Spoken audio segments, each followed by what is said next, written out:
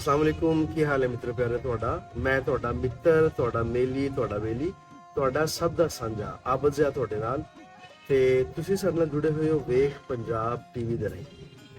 ਅੱਜ ਜਿਹੜੀ ਮੈਂ ਗੱਲ ਕਰਨਾ ਚਾਹ ਰਿਹਾ ਮੈਂ ਉਹ ਬੜੀ ਤਲਖ ਹਕੀਕਤ ਜਿਹੜੀ ਸਾਹਮਣੇ ਆਈ ਹੈ ਉਹ ਤੁਹਾਡੇ ਨਾਲ ਸਾਂਝੀ ਕਰਾਂਗਾ ਕਿ ਅਸੀਂ ਪਹਿਲੇ ਬੜਾ ਨਾ ਜ਼ੋਰ ਲਾਉਂਦੇ ਰਹੇ, ਬੜੀਆਂ ਕੋਸ਼ਿਸ਼ਾਂ ਕਰਦੇ ਰਹੇ ਕਿ ਜਿਹੜਾ ਪੰਜਾਬੀ ਹੈ ਇਹਨੂੰ ਸਤਿਕਾਰ ਮਿਲਣਾ ਚਾਹੀਦਾ ਹੈ, ਇਹਨੂੰ ਅਹਿਮੀਅਤ ਦੇਣੀ ਚਾਹੀਦੀ ਹੈ।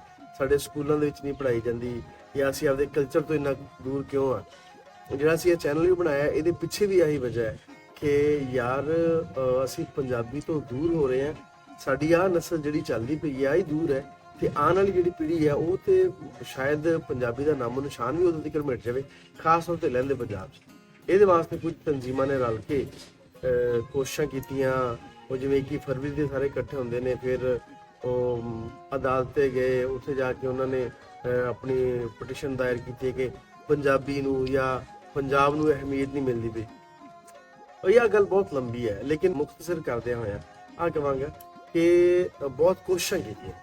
ਐਟ ਦਾ ਐਂਡ ਕੀ ਹੋਇਆ ਕਿ ਆਰਡਰ ਜਾਰੀ ਕਰ ਦਿੱਤਾ, ਕਲਚਰ ਮਿਨਿਸਟਰ ਨੇ ਵੀ ਆਰਡਰ ਜਾਰੀ ਕਰਤਾ ਕਿ ਤੁਸੀਂ ਜਨਾਬ 14 ਮਾਰਚ ਨੂੰ ਹਰ ਸਾਲ ਜਦੋਂ ਕਿ ਪਹਿਲੀ ਚੇਤਨ ਹੁੰਦੀ ਹੈ ਪੰਜਾਬ ਦੇ ਵਿੱਚ ਆਪਦਾ ਇੱਕ ਦਿਹਾੜਾ ਮਨਾ ਲਿਆ। ਗੋ ਕਿ ਇੱਕ ਜਿਹੜਾ ਹੈ ਉਹ ਪੰਜਾਬੀ ਵਾਸਤੇ ਬਹੁਤ ਥੋੜਾ ਹੈ, ਪਰ ਚਲੋ ਸ਼ੁਰੂਆਤ ਤੇ ਹੋਈ ਨਾ। ਜਿੱਡੀ ਮਰਜ਼ੀ ਲੰਬੀ ਮੰਜ਼ਿਲ ਹੋਵੇ, ਮੰਜ਼ਿਲ ਜਿੰਨੀ ਮਰਜ਼ੀ ਦੂਰ ਹੋਵੇ, ਪਹਿਲਾ ਕਦਮ ਜਿਹੜਾ ਨਾ ਉਹ ਬੰਦੇ ਨੂੰ ਪੱਟਣੇ ਪੈਂਦਾ ਹੈ। ਅਸੀਂ ਜਾਂ ਸਾਡੀ ਸਰਕਾਰ ਨੇ ਅਗਰ ਪਹਿਲਾ ਕਦਮ ਪੱਟਿਆ ਤੇ ਅੱਗੇ ਜਿਹੜੇ ਉਹ ਮੰਜ਼ਿਲ ਹੈ ਇਨਸ਼ਾਅੱਲਾ ਉਹ ਵੀ ਆਸਾਨ ਹੋ ਜਾਏਗੀ। ਸਾਡਾ ਇਸ ਗੱਲ ਤੇ ਯਕੀਨ ਹੈ। ਅਸੀਂ ਹੋਰ ਵੀ ਕੋਸ਼ਿਸ਼ਾਂ ਕਰਦੇ ਪਏ ਹਾਂ ਲੇਕਿਨ ਇਹਦੇ ਨਾਲ ਸਾਨੂੰ ਹੌਸਲਾ ਮਿਲਿਆ ਕਿ ਹਾਂ ਸਾਡੀ ਐਫਰਟਸ ਕਰਨ ਦੇ ਨਾਲ, ਸਾਡੀਆਂ ਕੋਸ਼ਿਸ਼ਾਂ ਦੇ ਨਾਲ ਸਰਕਾਰ ਨੂੰ ਕੋਈ ਨਾ ਕੋਈ ਫਰਕ ਪਿਆ ਹੈ ਤੇ ਉਹਨਾਂ ਸਾਡਾ ਵਾਸਤੇ ਇੱਕ ਦਿਨ ਅਨਾਉਂਸ ਕਰਤਾ ਹੈ। ਹੁਣ ਹੋਇਆ ਕੀ ਹੈ, ਅਫਸੋਸ ਦੀ ਗੱਲ ਕੀ ਹੈ? ਅਫਸੋਸ ਦੀ ਗੱਲ ਹੈ ਵੇ ਕਿ ਇਸ 14 ਮਾਰਚ ਨੂੰ, ਇਸ ਪਹਿਲੀ ਚੇਤਨ ਨੂੰ ਜਿਹੜਾ ਕੁਝ ਦਿਹਾੜ ਪਹਿਲੇ ਗੁਜ਼ਰਿਆ, ਮੈਂ ਤੇ ਸੱਕ ਪੰਜਾਬੀ ਤੇ ਨਾਲ ਸਾਡੀ ਟੀਮ ਅਸੀਂ ਕੈਮਰਾ ਚੱਕਿਆ ਤੇ ਜੋ ਗੱਡੀ ਭਜਾਣੀ ਸ਼ੁਰੂ ਕੀਤੀ ਹੈ, ਕਦੀ ਇਹ ਸਕੂਲੇ ਜਾ, ਕਦੀ ਉਹ ਸਕੂਲੇ ਜਾ, ਕਦੀ ਕੁੜੀਆਂ ਵਾਲੇ, ਕਦੀ ਮੁੰਡਿਆਂ ਵਾਲੇ, ਸਾਨੂੰ ਕਿਸੇ ਪਾਸੇ ਕਲਚਰ ਦਾ ਕੋਈ ਨਾਮੋ ਨਿਸ਼ਾਨ ਨਹੀਂ ਨਜ਼ਰ ਆਇਆ। ਹੁਣ ਉਹ ਕਿਸ ਗੱਲ ਤੇ ਇਤਰਾਜ਼ ਕਰ ਰਹੇ ਸਨ? ਸਾਡੀ ਹੈਡਮਾਸਟਰ ਨਾਲ ਗੱਲ ਹੋਈ ਹੈ ਤੇ ਸਾਡੇ ਜਿਹੜੇ ਕਾਲਜ ਦੇ ਪ੍ਰਿੰਸੀਪਲ ਸਾਹਿਬਾਨ ਨੇ ਉਹਨਾਂ ਦੇ ਨਾਲ ਗੱਲ ਹੋਈ ਹੈ ਵੀ ਆ ਕਿਉਂ ਨਹੀਂ ਮਨਾਇਆ ਜਦੋਂ ਸਰਕਾਰ ਨੇ ਐਲਾਨ ਕਰਤਾ ਹੈ ਕਿ ਤੁਸੀਂ 14 ਮਾਰਚ ਨੂੰ ਪੇਪਰ ਵੀ ਅਗਰ ਹੈਗਾ ਤੇ ਉਹਨੂੰ ਕੈਂਸਲ ਕਰ ਦਿਓ, ਤੇ ਤੁਸੀਂ ਕਿਉਂ ਨਹੀਂ ਇਹਨੂੰ ਮਨਾਇਆ? ਉਹ ਕਹਿੰਦੇ ਨੇ ਜਨਾਬ ਅਸੀਂ ਇਸ ਵਾਸਤੇ ਨਹੀਂ ਮਨਾਇਆ ਕਿਉਂਕਿ ਸਾਨੂੰ ਕੱਲ ਇਹਨਾਂ ਨੇ ਦੱਸਿਆ ਕਿ ਤੁਸੀਂ ਫਲੈਕਸਾਂ ਲਾਓ ਸਕੂਲ ਦੇ ਵਿੱਚ ਤੇ ਸਾਰੇ ਬੱਚਿਆਂ ਨੂੰ ਦੱਸੋ ਤੇ ਪੱਗਾਂ ਬੰਨ੍ਹ ਕੇ ਆਓ ਤੇ ਫਲਾਂ ਫਲਾਂ ਫਲਾਂ। ਕਿਸੇ ਇੱਕ ਅੱਧੇ ਜਿਹੜਾ ਕੋਈ ਟੀਚਰ ਹੈ ਉਹਨੂੰ ਕੋਈ ਪੱਗ ਬੰਨੀ ਹੈ, ਹੈਡ ਮਾਸਟਰ ਨੇ ਬੰਨੀ ਹੈ, ਉਹ ਵੀ ਜਿਵੇਂ ਕਹਿੰਦੇ ਨੇ ਕੱਚੀ ਭੁੰਨਾ ਜਿਹਾ ਕਰਕੇ ਤੇ ਉਹ ਜਨਾਬ ਉਹਨਾਂ ਨੇ ਪੇਸ਼ ਕਰਤਾ ਜੀ ਅਸੀਂ ਕਲਚਰ ਡੇ ਮਨਾ ਲਿਆ, ਤਸਵੀਰਾਂ ਖਿੱਚ ਲਈਆਂ। ਉਸ ਤੋਂ ਬਾਅਦ ਫੇਰ ਉਹੀ ਮਾਹੌਲ ਹੈ ਤੇ ਜਿਹੜੇ ਤੁਹਾਡੇ ਪਲਾਟ ਵਗੈਰਾ ਨੇ ਸਕੂਲਾਂ ਦੇ ਉਹਦੇ ਵਿੱਚ 2-3 ਸਟਾਲ ਲਾ ਤੇ ਕੋਈ ਗੋਲ ਗੱਪਿਆਂ ਦਾ ਲੱਗਾ, ਕੋਈ ਦਹੀਂ ਭੱਲਿਆਂ ਦਾ ਲੱਗਾ ਤੇ ਬਸ ਕਹਾਣੀ ਖਤਮ। ਕਲਚਰ ਡੇ ਗਵਾਤਾ, ਉਹ ਸਾਰਾ ਦਿਨ ਜ਼ਾਇਆ ਕਰਤਾ। ਯਕੀਨ ਕਰੋ ਕਿ ਉਸ ਦਿਨ ਇੰਨਾ ਗੁੱਸਾ ਆਇਆ ਹੈ ਔਰ ਇੰਨਾ ਅਫਸੋਸ ਹੋਇਆ ਇਸ ਗੱਲ ਤੇ ਕਿ ਹੁਣ ਇੱਥੇ ਸਰਕਾਰ ਕੀ ਕਰੇ। ਅਸੀਂ ਆਪ ਹੀ ਨਹੀਂ ਚਾਹੁੰਦੇ, ਸਾਡੇ ਅੰਦਰ ਜਿਹੜੀ ਮੁਨਾਫਕਤ ਹੈ ਨਾ, ਜਦੋਂ ਤੱਕ ਉਹ ਖਤਮ ਨਹੀਂ ਨਾ ਹੋਏਗੀ ਉਦੋਂ ਤੱਕ ਤੁਸੀਂ ਅਗਲਾ ਸਟੈਪ ਲੈ ਹੀ ਨਹੀਂ ਸਕਦੇ। ਸਰਕਾਰ ਕੋਲੋਂ ਇੰਨੀ ਕੋਸ਼ਿਸ਼ਾਂ ਕਰਨ ਦੇ ਬਾਵਜੂਦ ਜੇ ਤੁਹਾਨੂੰ ਇੱਕ ਦਿਹਾੜ ਮਿਲ ਗਿਆ ਤੇ ਅੱਲਾ ਦੇ ਬੰਦੇ ਤੁਸੀਂ ਉਸ ਦਿਹਾੜ ਨੂੰ ਮਨਾ ਲਓ। ਤੁਸੀਂ ਇਤਰਾਜ਼ ਕਰੀ ਜਾ ਰਹੇ ਜੀ ਸਾਨੂੰ ਕੱਲ ਦੱਸਿਆ ਤੇ ਅਸੀਂ 4 ਦਿਨ ਪਹਿਲੇ ਮਨਾਇਆ, ਜਸ਼ਨੇ ਬਹਾਰਾਂ ਮਨਾਇਆ ਤੇ ਫਲਾਣਾ ਕੀਤਾ, ਢੀਂਗਣਾ ਕੀਤਾ। ਉਹ ਜਸ਼ਨੇ ਬਹਾਰਾਂ ਤੁਸੀਂ ਮਨਾਇਆ ਪਹਿਲੇ ਅਗਰ ਤੇ ਉਹ ਅੱਲਾ ਦੇ ਬੰਦਿਓ 14 ਮਾਰਚ ਨੂੰ ਜਦੋਂ ਉਹਨਾਂ ਨੇ ਇੱਕ ਅਨਾਉਂਸ ਕੀਤਾ ਉਹ ਦਿਨ ਤੁਸੀਂ ਨਹੀਂ ਮਨਾਉਣਾ। ਤੁਸੀਂ ਆਪਦੇ ਬੱਚਿਆਂ ਨੂੰ ਪੂਰਾ ਇੱਕ ਲੈਕਚਰ ਦਿਓ, ਤੁਸੀਂ ਉਹਨਾਂ ਨੂੰ ਦੱਸੋ ਕਿ ਸਾਡਾ ਜਿਹੜਾ ਵਿਰਸਾ ਹੈ ਉਹ ਕਿੰਨਾ ਸਟਰੋਂਗ ਹੈ, ਕਿੰਨਾ ਰਿਚ ਹੈ। ਉਹ ਵਿਰਸੇ ਦੇ ਬਾਰੇ ਤੁਸੀਂ ਦੱਸੋ। ਤੁਸੀਂ ਕਿਹੜਾ ਕੋਈ ਬਹੁਤ ਵੱਡਾ ਸ਼ਹਿਰ ਹੈ, ਮੈਂ ਇਸ ਵੇਲੇ ਬੂਰੇ ਵਾਲਾ ਚ, ਮੈਂ ਬੂਰੇ ਵਾਲੇ ਦੀ ਗੱਲ ਕਰ ਰਿਹਾ, ਬਾਕੀ ਸ਼ਹਿਰਾਂ ਦਾ ਮੈਨੂੰ ਨਹੀਂ ਪਤਾ। ਹੋ ਸਕਦਾ ਕਿ ਉੱਥੇ ਇਸ ਤੋਂ ਬਹੁਤ ਬਿਹਤਰ ਹੋਇਆ ਹੋਵੇ ਜਾਂ ਸ਼ਾਇਦ ਉੱਥੇ ਚੰਗਾ ਹੋਇਆ ਹੋਵੇ, ਕੀ ਪਤਾ ਉੱਥੇ ਵੀ ਇਦਾਂ ਦਾ ਹੀ ਹਾਲ ਹੋਵੇ ਤੇ ਕਿਸੇ ਨੇ ਡਿਸਕਸ ਨਾ ਕੀਤਾ ਹੋਵੇ, ਇਹਨੂੰ ਇਗਨੋਰ ਕਰਦਾ ਹੋਵੇ। ਲੇਕਿਨ ਮੈਂ ਤੇ ਇਗਨੋਰ ਨਹੀਂ ਕਰ ਸਕਦਾ। ਮੈਂ ਤੇ ਕਦੀ ਵੀ ਇਸ ਨੂੰ ਬਰਦਾਸ਼ਤ ਹੀ ਨਹੀਂ ਕਰਾਂਗਾ ਕਿ ਜਿੱਥੇ ਧਰੋ ਹੋ ਰਿਹਾ ਹੋਏਗਾ ਉੱਥੇ ਅਸੀਂ ਲਾਜ਼ਮੀ ਆਵਾਜ਼ ਚੁੱਕਾਂਗੇ, ਕੋਈ ਇਸ ਗੱਲ ਨੂੰ ਮੰਨੇ ਤੇ ਭਾਵੇਂ ਨਾ ਮੰਨੇ। ਅੱਛਾ, ਬੂਰੇ ਵਾਲੇ 'ਚ ਹੁਣ ਕੀ ਹੋਇਆ? ਉਹਨਾਂ ਨੂੰ ਚਾਹੀਦਾ ਯਾਰ ਕਿ ਆਸੇ ਪਾਸੇ ਕਿੰਨੇ ਪਿੰਡ ਨੇ ਉੱਥੋਂ ਤੁਸੀਂ ਕੋਈ ਜਿਹੜੇ ਖੇਤੀਬਾੜੀ ਵਾਲੇ ਕੋਈ ਸੰਦ ਮੰਗਵਾ ਕੇ ਰੱਖ ਲਓ, ਬੱਚੇ ਨੂੰ ਪਹਿਚਾਣਦੇ ਹੋਵੇ ਨਾ। ਹੁਣ ਬਹੁਤ ਸਾਰੇ ਬੱਚਿਆਂ ਨੂੰ ਜਿਹੜੇ ਸ਼ਹਿਰ ਦੇ ਵਿੱਚ ਰਹਿੰਦੇ ਨੇ, ਉਹਨਾਂ ਨੂੰ ਆ ਨਹੀਂ ਪਤਾ ਕਿ ਹਲ ਕੀ ਹੈ, ਸੁਹਾਗਾ ਕੀ ਹੈ। ਸੁਹਾਗੇ ਵਿੱਚ ਤੇ ਹਲ ਵਿੱਚ ਫਰਕ ਤਾਂ ਨਹੀਂ ਪਤਾ। ਕਿਸੇ ਨੂੰ ਕੀ ਪਤਾ ਪੰਜਾਲੀ ਕੀ ਹੈ। ਬਹੁਤ ਸਾਰੇ ਲੋਕਾਂ ਨੇ ਉਹ ਧਾਗਿਆਂ ਨਾਲ ਜਿਹੜਾ ਹਲ ਚਲਾਈਦਾ ਉਹ ਵੇਖਿਆ ਹੀ ਨਹੀਂ ਹੋਣਾ। ਬਹੁਤ ਸਾਰੇ ਬੱਚਿਆਂ ਨੂੰ ਵੇਲਣੇ ਦਾ ਪਤਾ ਨਹੀਂ ਹੋਣਾ। ਤੁਸੀਂ ਜਿਹੜੀਆਂ ਸਾਡੀਆਂ ਪੰਜਾਬ ਦੇ ਨਾਲ ਜੁੜੀਆਂ ਹੋਈਆਂ ਚੀਜ਼ਾਂ ਨੇ, ਕਮ ਸੇ ਕਮ ਤੁਸੀਂ ਉਹ ਤੇ ਉਹਨਾਂ ਨੂੰ ਪਹਿਚਾਣ ਤੇ ਕਰਾਓ ਨਾ। ਫਿਰ ਤੁਸੀਂ ਜਿਹੜੇ ਸਾਡਾ ਲਿਬਾਸ ਹੈ, ਤੁਸੀਂ ਉਸ ਲਿਬਾਸ ਦੇ ਬਾਰੇ ਦੱਸ ਦਿਓ। ਤੁਸੀਂ ਉਹ ਕੋਈ ਲਾਚੇ ਦਾ, ਕੋਈ ਕੁਰਤੇ ਦਾ, ਕੋਈ ਚਾਦਰੇ ਦਾ, ਪੱਗ ਦਾ, ਇਹਦਾ ਦੱਸੋ ਕਿ ਪੱਗ ਦੀ ਕੀ ਸ਼ਾਨ ਹੈ। ਪੱਗ ਦੇ ਮਤਲਬ ਉਦਾਂ ਦੇ ਤੁਹਾਨੂੰ ਕੋਈ ਵੀ ਤੁਹਾਨੂੰ ਇੰਗਲਿਸ਼ 'ਚ ਗੱਲ ਕਰਾਉਣੀ ਹੋਵੇ ਤੇ ਤੁਸੀਂ 3-3 ਘੰਟੇ ਲਾ ਜਾਂਦੇ। ਹਰ ਬੰਦਾ ਮੋਟੀਵੇਸ਼ਨਲ ਸਪੀਕਰ ਬਣਿਆ। ਤੁਸੀਂ ਇਸ ਬਾਰੇ ਨਹੀਂ ਦੱਸ ਸਕਦੇ। ਤੁਸੀਂ ਇਸ ਬਾਰੇ ਲੋਕਾਂ ਨੂੰ ਨਹੀਂ ਦੱਸ ਸਕਦੇ ਕਿ ਭਾਈ ਪੰਜਾਬੀ ਜਿਹੜੀ ਹੈ ਉਹ ਪੜ੍ਹਾਉਣੀ ਚਾਹੀਦੀ ਹੈ। ਮੇਰੇ ਆਪਣੇ ਜਿਹੜੇ ਨੇ ਉਹ ਸਕੂਲ ਸਿਸਟਮ ਨੇ, ਅਸੀਂ ਉਹਦੇ ਵਿੱਚ ਹੁਣ ਕੀ ਕਰਨ ਜਾ ਰਹੇ ਹਾਂ। ਮੈਂ ਤੁਹਾਨੂੰ ਇੱਕ ਸਟੈਪ ਦੱਸ ਰਿਹਾ। ਅਗਰ ਇਨਸਾਨ ਨੂੰ ਕੁਝ ਕਰਨਾ ਹੋਵੇ ਨਾ ਤੇ ਉਹ ਕਰ ਸਕਦਾ ਹੈ। ਅਸੀਂ ਕੀ ਕਰਨ ਜਾ ਰਹੇ ਹਾਂ, ਸਾਡੇ ਇੰਗਲਿਸ਼ ਮੀਡੀਅਮ ਸਕੂਲ ਅਸੀਂ ਆਹ ਕਰਨ ਜਾ ਰਹੇ ਹਾਂ ਕਿ ਅਸੀਂ ਪਹਿਲਾ ਸਟੈਪ ਕਿੱਥੋਂ ਲਈਏ। ਪਹਿਲਾ ਸਟੈਪ ਆਸ ਲੈ ਰਹੇ ਹਾਂ ਕਿ ਅਸੀਂ ਜੇ ਅਗਰ ਫਰਜ਼ ਕਰੋ ਬੱਚਿਆਂ ਦੇ 8 ਜਾਂ 9 ਪੀਰੀਅਡਸ ਹੁੰਦੇ ਨੇ ਨਾ ਇੱਕ ਦਿਨ ਦੇ ਵਿੱਚ, ਅਸੀਂ ਉਹਨਾਂ ਦੇ ਵਿੱਚੋਂ ਇੱਕ ਪੀਰੀਅਡ ਜਿਹੜਾ ਨਾ ਉਹ ਉਹਨਾਂ ਦੀ ਮਾਂ ਬੋਲੀ ਦਾ ਰੱਖੀਏ। ਅਸੀਂ ਇਹ ਚਾਹ ਰਹੇ ਕਿ ਇੱਕ ਪੀਰੀਅਡ ਜਿਹੜਾ ਉਹ 35 ਮਿੰਟ ਦਾ, ਕਮ ਸੇ ਕਮ ਉਸ 35 ਮਿੰਟ ਦੇ ਵਿੱਚ ਸਾਰੇ ਸਕੂਲ ਦੇ ਵਿੱਚ ਤੁਸੀਂ ਪੰਜਾਬੀ ਬੋਲੋ ਔਰ ਰੱਜ ਕੇ ਬੋਲੋ। ਆ ਪਹਿਲਾ ਸਟੈਪ। ਜਦੋਂ ਅਸੀਂ ਪਹਿਲਾ ਸਟੈਪ ਲਵਾਂਗੇ, ਅਸੀਂ ਆਕਸਫੋਰਡ ਸਿਲੇਬਸ ਪੜ੍ਹਾ ਰਹੇ ਹਾਂ। ਅਸੀਂ ਲੋਕਾਂ ਨੂੰ ਦੱਸਾਂਗੇ ਕਿ ਇਹਦੇ ਵਿੱਚ ਸ਼ਰਮ ਮਹਿਸੂਸ ਨਹੀਂ ਕਰਨੀ। ਪੜ੍ਹਿਆ ਲਿਖਿਆ ਬੱਚਾ ਜਿਹੜਾ ਆਕਸਫੋਰਡ ਸਿਲੇਬਸ ਪੜ੍ਹਦਾ ਹੈ, ਉਹ ਬੱਚਾ ਵੀ ਪੰਜਾਬੀ 'ਚ ਗੱਲ ਕਰੇਗਾ ਤੇ ਬਹੁਤ ਸੋਹਣੀ ਲੱਗੇਗਾ। ਉਹ ਸੋਹਣਾ ਲੱਗੇਗਾ ਪੰਜਾਬੀ ਬੋਲਦਾ ਹੈ।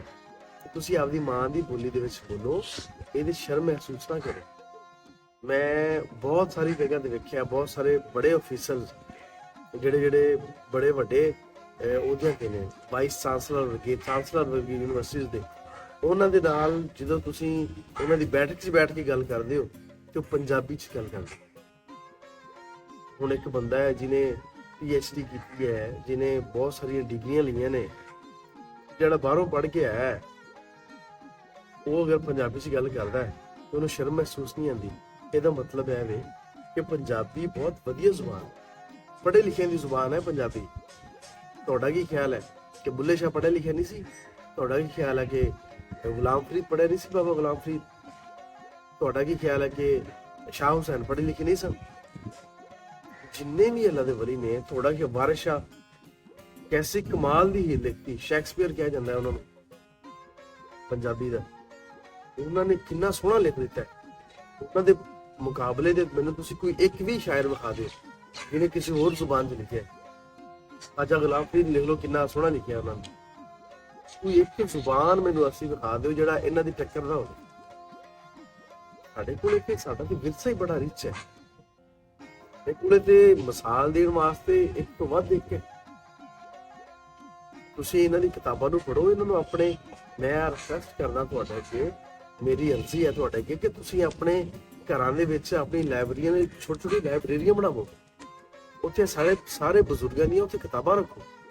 ਉਹਦੇ ਨਾਲ ਕੀ ਫਾਇਦਾ ਹੋਏਗਾ? ਤੁਹਾਡੇ ਬੱਚਿਆਂ ਨੂੰ ਇਹਨਾਂ ਦੇ ਨਾਲ ਜੁੜਤ ਪੈਦਾ ਹੋਏਗੀ। ਉਹ ਜਦੋਂ ਪੰਜਾਬੀ ਪੜ੍ਹਨਗੇ ਨਾ, ਉਹਨਾਂ ਨੂੰ ਆਪਣੇ ਵਲੀਆਂ ਦਾ ਅਹਿਸਾਸ ਹੋਏਗਾ ਕਿ ਉਹਨਾਂ ਨੇ ਕਿੰਨਾ ਸੋਹਣਾ ਲਿਖਿਆ ਹੈ ਔਰ ਉਹਨਾਂ ਨੇ ਦਰਜ ਕੀ ਦਿੱਤਾ ਹੈ। ਜਿੰਨੇ ਵੀ ਪੰਜਾਬ ਦੇ ਸ਼ਾਇਰ ਹੋਏ ਨੇ, ਸਭ ਨੇ ਲੋਕਾਈ ਦੀ ਗੱਲ ਕੀਤੀ ਹੈ, ਭਲੇ ਦੀ ਗੱਲ ਕੀਤੀ ਹੈ, ਪਿਆਰ ਮੁਹੱਬਤ ਦੀ ਗੱਲ ਕੀਤੀ ਹੈ। ਉਹਨਾਂ ਨੇ ਸਿਰਫ ਆ ਕਿਹਾ ਕਿ ਕਿਸੇ ਨੂੰ ਨੁਕਸਾਨ ਨਾ ਪਹੁੰਚਾਓ, ਕਿਸੇ ਨੂੰ ਦੁੱਖ ਨਾ ਦਿਓ, ਰੱਬ ਤੋਂ ਰਾਜ਼ੀ ਹੋ ਜਾਓ, ਰੱਬ ਦੇ ਕਿਵੇਂ ਨੇੜੇ ਹੋਣਾ। ਆ ਸਾਰੀਆਂ ਗੱਲਾਂ ਕੀਤੀਆਂ ਨੇ। ਕਿਸੇ ਇੱਕ ਵੀ ਪੰਜਾਬੀ ਸ਼ਾਇਰ ਦਾ, ਜਿਹੜੇ ਬਜ਼ੁਰਗ ਸ਼ਾਇਰ ਹੋਏ ਨੇ, ਉਹਨਾਂ ਦਾ ਮੈਨੂੰ ਕਲਾਮ ਦੇ ਤੇ ਤੁਸੀਂ ਤਨਕੀਦ ਕਰਕੇ ਵਿਖਾ ਦਿਓ। ਤਨਕੀਦ ਕਰ ਹੀ ਨਹੀਂ ਸਕਦੇ। ਉਹਨਾਂ ਨੇ ਕੋਈ ਐਸਾ ਲਿਖਿਆ ਹੀ ਨਹੀਂ। ਮੀਆਂ ਮੁਹੰਮਦ ਬਖਸ਼ ਨੇ 2 ਲਾਈਨਾਂ ਦੇ ਵਿੱਚ ਪੂਰਾ, ਮੈਂ ਕਹਿੰਦਾ ਕੂਜ਼ੇ 'ਚ ਬੰਦ ਕਰਤਾ ਸਮੁੰਦਰ। 2 ਦਰਿਆ ਨੂੰ ਕਹਿੰਦੇ ਮੈਂ ਸਮੁੰਦਰ ਕਹਿੰਦਾ, ਸਮੁੰਦਰ ਨੂੰ ਕੂਜ਼ੇ 'ਚ ਬੰਦ ਕਰ। ਇੰਨਾ ਸੋਹਣਾ ਲਿਖ ਸਕਿਆ। 2 ਮਿਸਰਾਂ 'ਚ ਆਪਣੀ ਸਾਰੀ ਗੱਲ ਮੁਕਾਤੀ। ਔਰ ਐਸੀ ਪਤੇ ਦੀ ਗੱਲ ਅੱਜ ਤੋਂ 1000 ਸਾਲ ਬਾਅਦ ਵੀ ਉਹ ਗੱਲ ਬਹੁਤ ਅਥੈਂਟਿਕ ਹੋਏਗੀ, ਜਿਹੜੀ ਉਹ ਕਈ ਵਰ੍ਹਿਆਂ ਪਹਿਲੇ ਕਹਿ ਗਏ। ਅਸੀਂ ਇਹਨਾਂ ਬਾਰੇ ਸੋਚਦੇ ਨਹੀਂ ਇਹਨਾਂ ਗੱਲਾਂ। ਖੈਰ, ਆਹ ਮੌਜੂ ਬਹੁਤ ਵੱਡਾ ਹੈ, ਇੱਥੇ ਬਹੁਤ ਡਿਬੇਟ ਕੀਤੀ ਜਾ ਸਕਦੀ ਹੈ, ਬੜੀ ਲੰਬੀ ਗੱਲਬਾਤ ਕੀਤੀ ਜਾ ਸਕਦੀ ਹੈ। ਪਰ ਅਫਸੋਸ ਇਸ ਗੱਲ ਦਾ ਹੈ ਜਿਹੜੀ ਮੈਂ ਗੱਲ ਸ਼ੁਰੂ ਕੀਤੀ ਸੀ ਕਿ ਅਸੀਂ ਪੰਜਾਬੀ ਤੋਂ ਭੱਜੀਏ ਨਾ। ਖੁਦਾ ਦਾ ਵਾਸਤਾ ਅਸੀਂ ਪੰਜਾਬੀ ਜ਼ੁਬਾਨ ਤੋਂ, ਪੰਜਾਬੀ ਵਿਰਸੇ ਤੋਂ, ਪੰਜਾਬੀ ਰਤਨ ਤੋਂ ਨਾ ਭੱਜੀਏ। ਅਸੀਂ ਮਾਡਰਨ ਹੋਣ ਦੇ ਚੱਕਰਾਂ 'ਚ ਨਾ ਅਸੀਂ ਮਾਡਰਨ ਹੋ ਸਕਣਾ। ਯਕੀਨ ਕਰੋ, ਤੁਸੀਂ ਅੱਜ ਵੀ ਜਿਹੜਾ ਪੰਜਾਬ ਦਾ ਬੰਦਾ ਹੈ ਨਾ, ਉਹ ਅਗਰ ਇੰਗਲਿਸ਼ ਬੋਲੇਗਾ, ਉਹ ਉਰਦੂ ਬੋਲੇਗਾ ਨਾ, ਉਹ ਲਹਿਜੇ 'ਚ ਫਰਕ ਆਏਗਾ। ਤੁਸੀਂ ਉਹ ਲਹਿਜਾ ਕਰ ਹੀ ਨਹੀਂ ਸਕਦੇ। ਜਿਹੜਾ ਸਾਡਾ ਏਡਾ ਸੋਹਣਾ ਲਹਿਜਾ ਹੈ, ਤੁਸੀਂ ਉਸ ਲਹਿਜੇ ਨੂੰ ਕਿਉਂ ਮਰੋੜਦੇ? ਹਾਂ, ਜਿੱਥੇ ਕਿਸੇ ਬੰਦੇ ਨੂੰ ਪੰਜਾਬੀ ਦੀ ਫਰਕ ਨੂੰ ਸਮਝ ਨਹੀਂ ਆ, ਉਹ ਪੰਜਾਬੀ ਨਹੀਂ ਸਮਝਦਾ, ਕਿ ਪਠਾਨ ਹੈ ਉਹ ਪੰਜਾਬੀ ਨਹੀਂ ਸਮਝਦਾ, ਤੁਸੀਂ ਉਹਨਾਂ ਉਰਦੂ ਗੱਲ ਕਰ ਲਓ। ਕਿਸੇ ਅੰਗਰੇਜ਼ ਨਾਲ ਤੁਸੀਂ ਗੱਲ ਕਰਨੀ ਹੈ ਤੇ ਤੁਸੀਂ ਉਹਨਾਂ ਨਾ ਪੰਜਾਬੀ 'ਚ ਗੱਲ ਕਰੋ ਇੰਗਲਿਸ਼ ਦੇ ਵਿੱਚ ਗੱਲ। ਫਿਰ ਰਾਬਤੇ ਦੀ ਜ਼ੁਬਾਨ ਹੈ ਨਾ, ਅਸੀਂ ਮਨਾ ਨਹੀਂ ਕਰਦੇ, ਲੇਕਿਨ ਅਸੀਂ ਇਹ ਕਹਿੰਦੇ ਆ ਕਿ ਪੰਜਾਬੀ ਨੂੰ ਰੋਲੋ ਤੇ ਨਾ, ਪੰਜਾਬੀ ਨੂੰ ਅਹਿਮੀਅਤ ਦਿਓ। ਤੁਸੀਂ ਕੋਸ਼ਿਸ਼ ਕਰੋ ਕਿ ਪੰਜਾਬੀ ਦੇ ਨਾਲ ਪਹਿਲੇ ਗੱਲ ਕਰੋ ਕਿਸੇ ਬੰਦੇ ਨਾਲ। ਜਦੋਂ ਸਮਝ ਨਹੀਂ ਆ ਰਹੀ ਤੇ ਆਪਣੀ ਲੈਂਗੁਏਜ ਚੇਂਜ ਕਰ ਲਓ ਯਾਰ, ਕੋਈ ਮਸਲਾ ਨਹੀਂ ਇਹਦੇ 'ਚ। ਤੇ ਇਹ ਜਿਹੜਾ 14 ਮਾਰਚ ਦੇ ਉੱਤੇ ਧਰੋਹ ਹੋਇਆ ਹੈ, ਖਾਸ ਤੌਰ ਤੇ ਸਾਡੇ ਸ਼ਹਿਰ ਦੇ ਵਿੱਚ, ਸਾਡੇ ਜ਼ਿਲ੍ਹੇ ਦੇ ਵਿੱਚ, ਮੈਨੂੰ ਬਹੁਤ ਅਫਸੋਸ ਹੈ ਇਹਦਾ, ਮੈਨੂੰ ਬਹੁਤ ਦੁੱਖ ਹੈ ਇਹਦਾ ਕਿ 14 ਮਾਰਚ ਵਾਲੇ ਦਿਨ ਇੱਕ ਹੀ ਦਿਨ ਹੋਣਾ ਚਾਹੀਦਾ ਸੀ ਜਿੱਦਣ ਸਾਰੇ ਸਕੂਲਾਂ ਕਾਲਜਾਂ ਦੇ ਵਿੱਚ ਇੱਕ ਬਿਹਤਰੀਨ ਕਿਸਮ ਦੇ ਇਵੈਂਟਸ ਹੁੰਦੇ, ਉਹ ਇਸ ਦਿਨ ਨੂੰ ਮਨਾਇਆ ਜਾਂਦਾ, ਸੈਲੀਬ੍ਰੇਟ ਕੀਤਾ ਜਾਂਦਾ। ਇਹਦੇ ਤੇ ਬਹੁਤ ਜ਼ਿਆਦਾ ਤਿਆਰੀ ਹੁੰਦੀ ਤੇ ਫਿਰ ਜਿਹੜਾ ਨਾ ਉਹ ਅਸੀਂ ਰਿਪਰੈਜ਼ੈਂਟ ਕਰਦੇ ਕਿ ਅਸੀਂ ਪੰਜਾਬੀ ਹਾਂ, ਸਾਨੂੰ ਮਾਣ ਹੈ ਪੰਜਾਬੀ ਹੋਣ ਤੇ।